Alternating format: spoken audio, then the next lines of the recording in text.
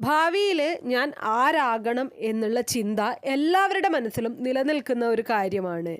പലരുടെ മനസ്സിലും പലതരത്തിലുള്ള ആഗ്രഹങ്ങളായിരിക്കും ഉണ്ടാവുക. എന്നാൽ ഇതെല്ലാം തന്നെ പൂർത്തീകരിക്കാൻ സാധിച്ചു എന്ന് വരില്ല. കഠിന പ്രയത്നവും ഈശ്വരാനുഗ്രഹവും പലപ്പോഴും നമ്മളെ ലക്ഷ്യസ്ഥാനത്ത് എത്തിക്കാറുണ്ട്.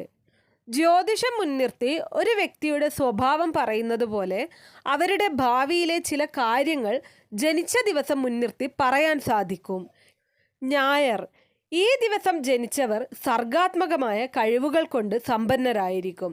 ഇവർക്ക് 19 വയസ്സിനു ശേഷം 9 വർഷത്തിലൊരിക്കൽ ഏറ്റവും നല്ല സമയമുണ്ടാകും. ഈ അവസരത്തിൽ സമ്പത്തും ഐശ്വര്യവും ഇവരിൽ വന്നു ചേരും.